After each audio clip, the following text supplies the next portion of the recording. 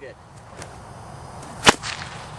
good. Okay, we're giving lessons here, not entire the impersonation, but however part of the costume is.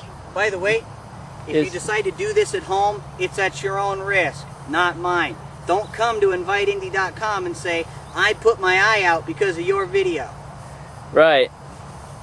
You're doing this at your own risk. That's the disclaimer. Because that's not my fault. That is like thunder there. That's pretty damn loud, Alan. That wasn't so good. Actually, explain the whip holding things and Harrison Ford using it as a rope to jump over things. That's a fallacy. It's movie magic. A lot of people have asked me in emails and messages, what's the best whip to swing from a tree branch from? Well, the answer is none of the above. No whips. Because it's a leather piece of material, and if you put the average human, which is probably about 165 pounds, onto a whip, what's going to happen is that leather whip is going to stretch, and eventually it'll either break or after that it will be completely useless. So if it's going to save your life and you have no other alternative and all you happen to have is a whip and a tree branch to get away with, well, whatever it takes to save your life. But don't go around in your backyard trying to swing from the top of a tree branch, because A, you'll ruin your what is most likely several $100 whip, or B, it'll break and you'll ruin some part of your body, which is much more expensive than a whip. Okay. All good points. Notice how I'm not putting that much effort into the entire thing? It just goes and it just happens by itself. The physics of the whip will do all the work for you.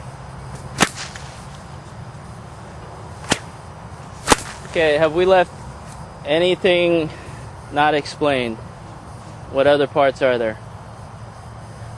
You've done the first stunt, you've done the first whip, and you've done the second style. If you're going to go out and crack a whip, I recommend a wide-brimmed hat or some other kind of eye protection, because that's what I recommended. You don't put, maybe a pair of sunglasses, but if you're really that afraid, you could put some goggles on.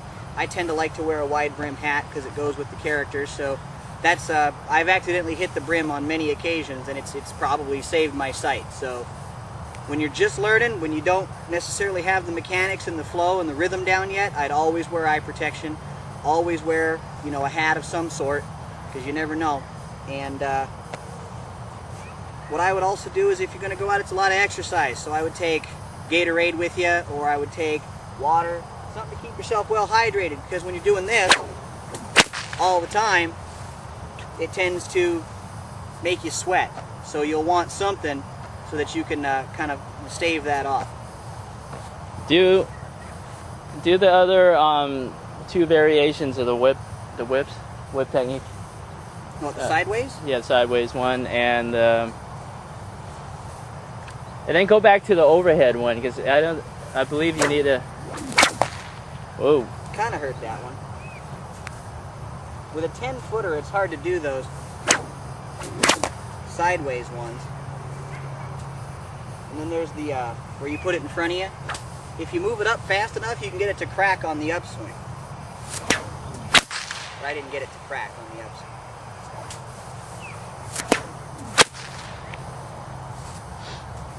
And we'll do a quick trick into an overhead crack, and that'll be the end.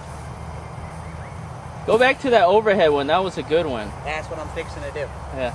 This is called the fall pull. What we do here is we hold the knot with our 2 fingers, and all you got to do is give the whip a tug in your general direction, and the handle will come flying back up to your hand.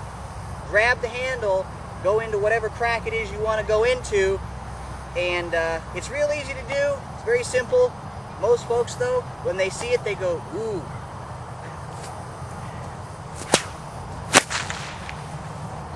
See?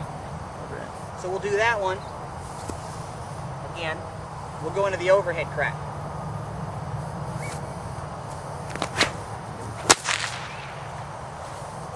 Okay, now the other fundamentals of the greasing the tip.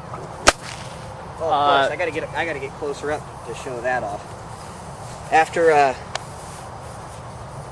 ask me about my wiener. After every use, you always want to grease the fall. Okay? You always want to grease the fall. Everybody can't stop looking at the guy on my t-shirt. Because if this gets too dry, then it'll break. It'll snap right off. And then you won't be able to do any cool tricks anymore. Your whip will have to be serviced and all that stuff. Show where the fall starts and where it ends. And it's a separate part, correct? Yeah. Fall starts right here at the knot. Okay? Goes all the way to the string, which you usually have some kind of string on it to break the sound barrier. So that's generally where it ends. You can see mine ends just a little ways out. It's not so bad. And what is the other part? This is a string. It's usually made of upholstery string or something like that. This is what actually creates the crack right here. Because when you send a loop down the whip, it starts to travel and eventually reaches the speed of sound.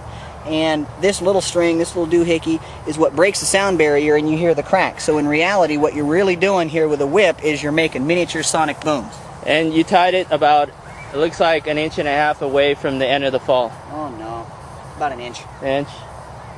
That way it doesn't slip off, and because I've gone through lots of those strings. So it's just one of those things where eventually you'll end up going through them, and you kind of can't help it. It just happens. Let's see if I can do it left-handed. I think I still got it. Yeah, I am left-handed. Not bad for a righty.